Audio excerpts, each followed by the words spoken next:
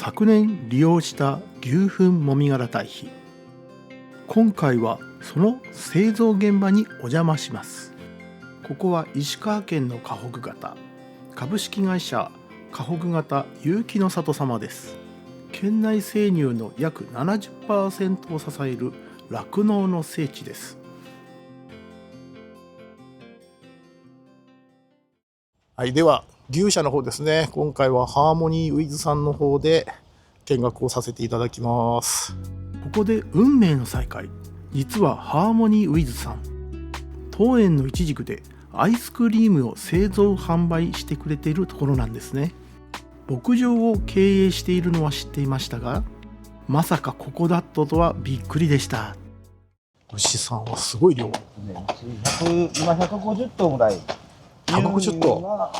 乳牛と和牛を合わせて150頭。乳牛と和牛ってことは肉にもなってるって言い方失礼なんですけど、そういうことですか？和牛の頭牛。そういうことですか？子牛を生産してます。大きい。牛が大きい。すごい。これ牛の餌です。全部自家製です。そうですね。この牧場は自分たち。牛ってこれ何キロぐらいあるんですか？これ体重は600キロからちょっと大きい牛で800キロぐらい。わ、すごい。こっちで遊んでるのは貫乳牛って言って、これからお産を控えてる牛たち。どこがですか？そこの仕切りからなんですけど、今そこに10頭ぐらい離れてます。違うんですここで遊んでる牛たち。今見てもらった餌を食べている牛は今搾乳、毎日朝晩搾乳している搾乳牛。テレビで聞いた時にって、いわゆる乳を出すのは結局みんな妊娠してるからっていう。そうです。人間と一緒で赤ちゃんを産まないとお乳出ないので、準備してるっていうのはそうじゃないから出ないっていう。そうですね。やっぱそういうことなんですね。でこの牛みんな2ヶ月以内にはお産をして、それから搾乳が始まります。なるほど。それで大体普通の牛で4回か5回のお産をして、大体どうだろう、5歳6歳ぐらいで生涯を終える。じゃあ6年ぐらい寿命って言い方変なんですけどね。そうですね、6年。長い牛は繁殖が順調な牛は10年とかそれ以上生きる牛はいるんですけど、そんな牛は割と稀ですけど。牛って妊娠期間って人間は十月10日っていうじゃないですか。人間とほとんど一緒なんです。ほぼ同じなんですか？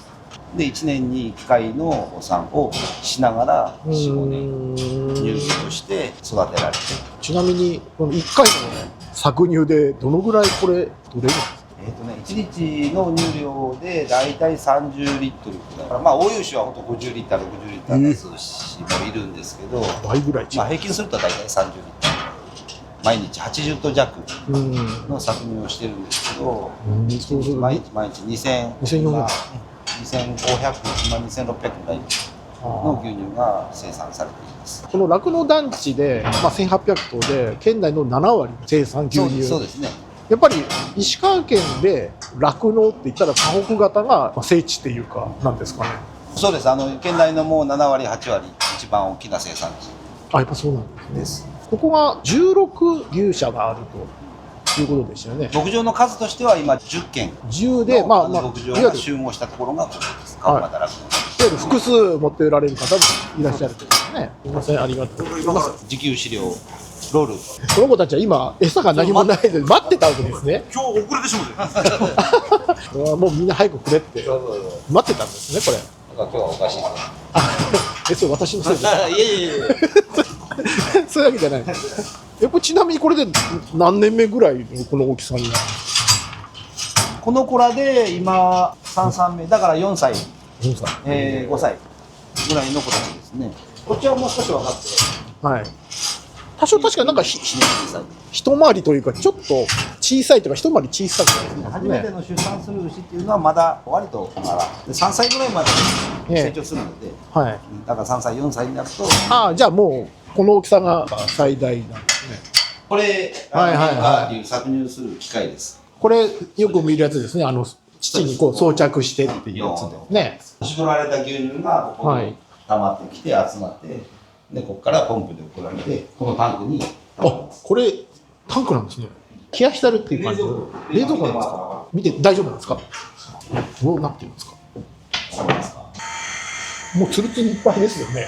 これ何リッター入るんですかこれ。これ2600円ぐらい入る。あ、じゃあ1日分ですね。そうですね。季節もんで夏の方がよく出すとかそういうのはないんですか。そういうのはない。牛ってもう暑さに弱い動物なんで逆に減りますね。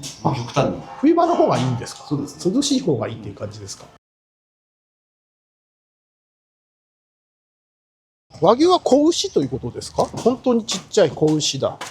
これはどのぐらい。これで1月ぐらい経ってるかな。あ、これも一月ですか。経ってますね。それから3ヶ月ぐらい母乳ミルクをやりながら。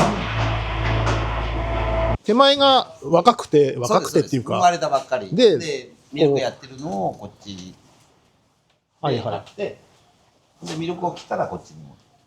あ、もう全然違う。さっきと大きさがまるで違う。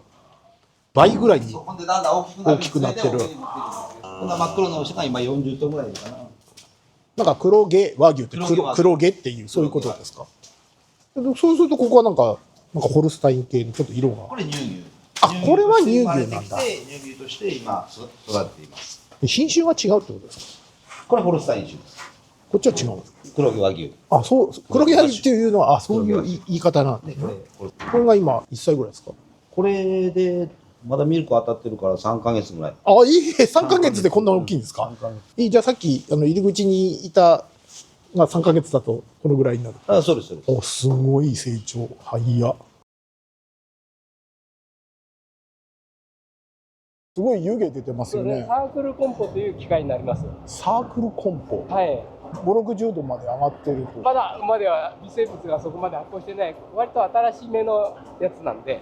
でも全然匂いしないですね。嫌な匂いというか、はい、そんな感じじゃないですね。なんかですね、僕に言わせると、昔カブトムシの匂いが最初去年買った時にこの匂いってカブトムシの匂いだって思いました私は。この堆肥は牛糞を絞ったカスと牛糞と入っておりますんで、皆さんのところ言ってるのはちょっと違う。牛糞ともみ殻だけ。あ、これはもうもみ殻全然入ってない状態。もみ殻は入ってますけれども、牛糞もみ殻、それから牛糞を絞ったカスが入っておるんです。あ、またちょっと違うんですね。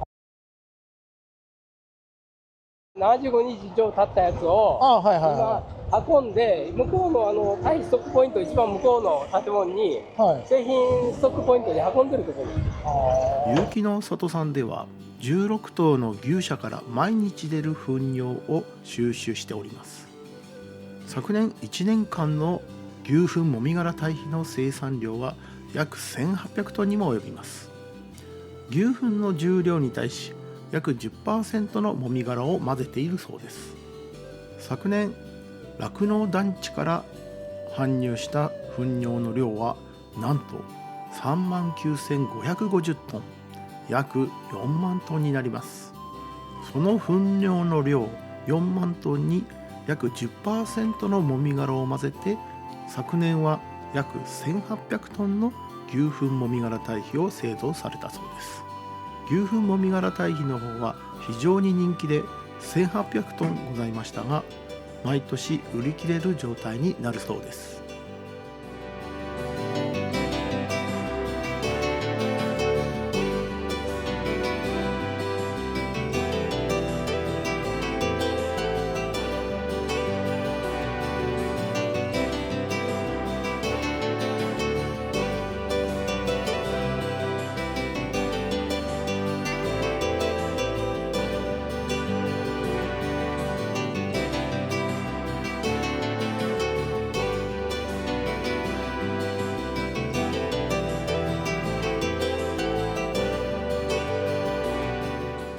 切り返したやつを隣にこう徐々に移していってる。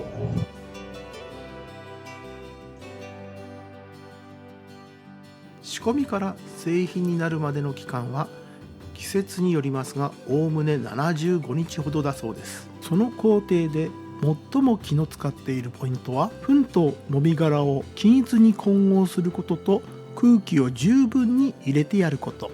ホイールローダーを使い1週間ごとに1度程度の切り返し作業を行います。発酵中の温度はなんと60度以上、75日以上ですね、丹念に製造しておりました。今年の堆肥の出来はどうかということでご質問させていただいたところ、例年通り放線菌がいるとても良い肥料に仕上がったそうです。放線菌とは病原菌の抑制、害虫予防、栄養素の補給のほかに連作障害の改善効果があると言われております。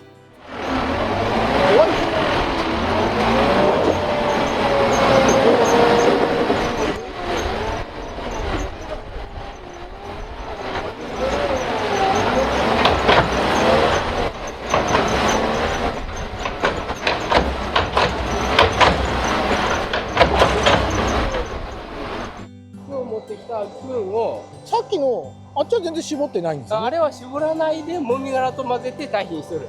それは皆さんのところへ行くわけです。こっちはまた違う。これは絞って牛糞と尿、こっち左尿です。尿を絞ってるんです。あ、違うんですか？こっち右と左。糞を絞ってる。違うんですか？まあ元は一緒ですけどまあどっちかというと水分量の多いやつが左側で絞ってるんです。ここは一般販売されてないもみ殻プラスというものを作っておりまして、別製品になる。さっき見ていただいたスクープ層を見ていただいたスクープ層、最初にサークルコンポでやってた、あそこへ行くんですよ。ここからさらに向こうに行くんですか？そうですね。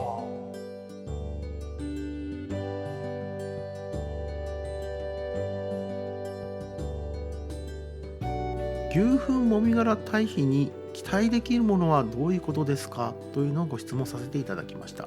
土壌改良剤として非常にコスパが良いです。もみ殻の構造により土壌に隙間が増え、空気や水の流れがスムーズになります。土に混ぜ込むことで微生物の働きにより土の団粒化が進みます。作物の細胞組織を強化し、倒伏や害虫被害を軽減できます。根張りを良くし、収量アップや品質向上が期待できます。堆肥の使い方についてもお伺いいたしました。1坪あたり7から10キロ入れることを推奨しています。プランターではショベル1杯から2杯程度、植え付けの1週間前までに土に混ぜ込むことをお勧めします。牛糞もみ殻堆肥だけでは窒素が不足することがあるので、必要に応じて他の肥料を併用してくださいとのことでした。例えば河北型有機の里さんのカントリースーパー河北型もおすすめですとのことでした。今年もですね、当園の方は15アールの畑にこの牛糞もみ殻堆肥を施肥いたします。有機の里さん、取材させていただきありがとうございました。これで今年も甘いイチジクができます。動画を最後までご覧いただきありがとうございました。